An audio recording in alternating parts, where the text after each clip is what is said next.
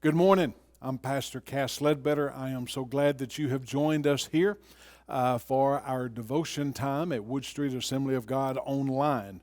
I'm looking forward to doing this series. If you listen the last time, I am starting a series on the fruit of the Spirit, and the last devotional that I did was on the introduction. And so we're just going to go in order, and it kind of depends on what version you're reading on how it's worded. So I will do my best to always read to you in the NASB, New American Standard Bible. It's my favorite version. It's the one I read most of the time. But we'll talk about how it's worded in different versions some. But today, let's jump right in. Galatians chapter 5, verse 22. And I'm just going to read each week or each devotional up to what we're talking about that rather than read the entire verse every time. So Galatians chapter 5, verse 22 says, "But the fruit of the Spirit is love." So we talked just generally last time about the fruit of the Spirit and us as the branches and Christ as the vine and us being connected to Him. And the statement that's going to be going on and on, or said, I should say, throughout this is the central theme that we can do nothing on our own. As branches, we can do nothing. We have to be connected to the vine, which is Christ, because we're just the branches. So let's keep that in mind when we're talking about love and joy and peace and all of these, that they only come, they're only produced as we're connected, because you and I as humans, we can't produce it. So let's look at love today. And I love, there's so many different definitions out there, but here's a couple. They're very simple, and I like them. It keeps it very, very clear. Love is a caring and seeking for the highest good of another person without motive for personal gain. In other words, you're doing what's best for them without expecting something in return. It's not a quid pro quo. It's not one hand washes the other. It's not I'll do for you, then you do for me. That's not love. That's favors. I also read love accurately assessing and adequately meeting the needs of someone else. So let me try to keep this at a devotional time and not a whole full-blown sermon time. Love is something we practice. Love is what we do. Love is not what we feel. Like faith, love is not a feeling, or it's an emotion. People talk about love is such a powerful emotion. I don't believe, now this is not fact, and the Bible don't spell it out, but I do not believe love is an emotion that we feel. Now we feel when you're in love with somebody, especially when you finally found Mr. or Miss Right, and you know they're the ones, and you've got every symptom that goes along with falling in love with someone. That's wonderful. Nothing wrong with that.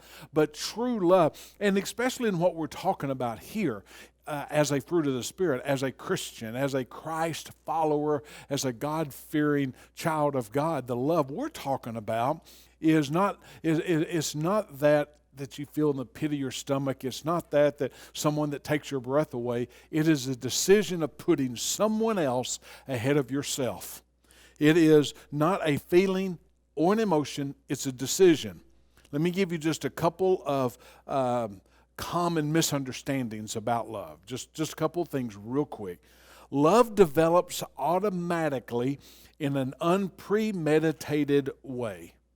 That misconception that love develops automatically in an unpremeditated way. In other words, love just happens. Love doesn't just happen. Emotions do, and maybe falling for someone, which is fine, but that may just happen when you hear about love at first sight. I've heard people say you can't choose who you fall in love with, and I'm not disputing any of that. What I'm saying today is the love that is part of the fruit of the Spirit that God develops in us for the world to see, not show off, but for the world to see.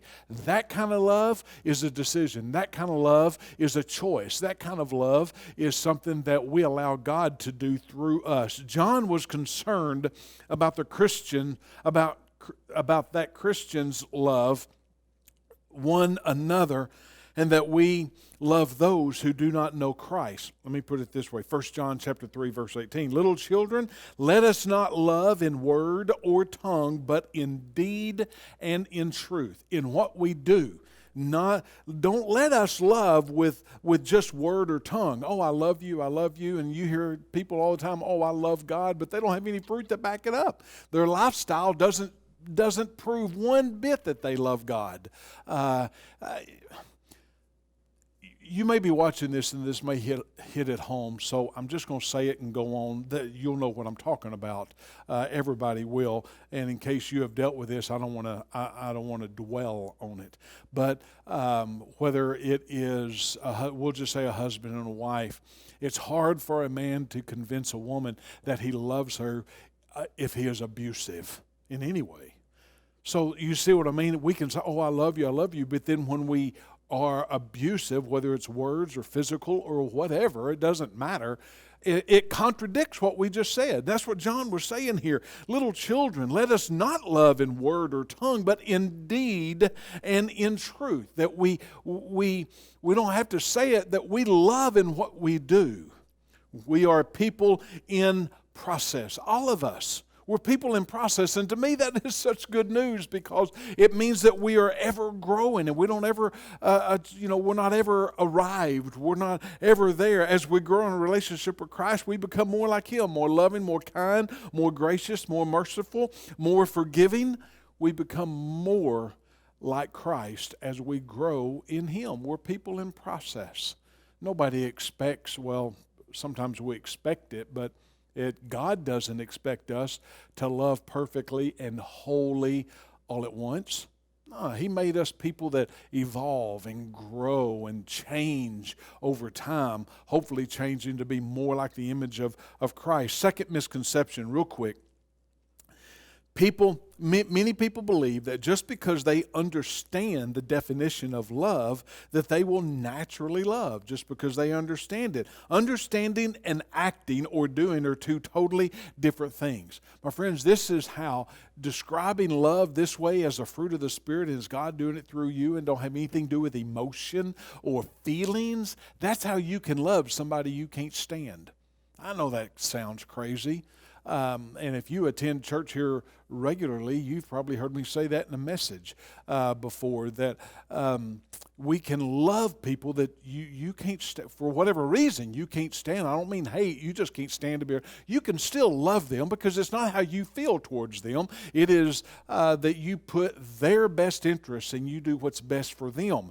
And here again, let's go back to the underlying, the central theme of the entire fruit of the Spirit. And we're going to close with this. And that is, we stay connected to the vine. I don't have to go out. Matter of fact, it is a waste of time, in my opinion, to work on love. Oh, I've got to love. I've got to go find somebody, and I've got to show them my love. Now, we need to do that, but we don't cultivate love by that. We cultivate love by being connected to the vine. And as we're connected to the vine, and we let Christ do in our lives what Christ wants to do, then He produces the fruit of the Spirit. All these different, some people say the fruit of the Spirit is love and that's it, and all the others are just branches off of love. And some people say, no, there's 9 different fruit. It doesn't matter to me which way, which side of that argument you fall on. I'm not on either side. It doesn't matter. I know it's all there, and that's the point in this, that this fruit, that we don't need to worry so much and spend endless hours and spend all of our efforts on trying to have peace and trying to have joy and trying to have love. What we need to do is get more of Jesus. Now, I know that's kind of a blanket general, oh yeah, well, we all know we need more of Jesus, but that is the key. The closer, the more fresh our relationship is with Him, He produces all this fruit. You connect to Him, you stay connected to Him, you draw your nourishment from Christ, all this fruit will be produced in you. You won't have to do it. I'm so glad that you've joined us today. Please continue to join us if you would like to on Sunday mornings, 10 a.m., live service, also Facebook Live, and we'll be on YouTube as well. God bless you. I'm so glad that you were with us.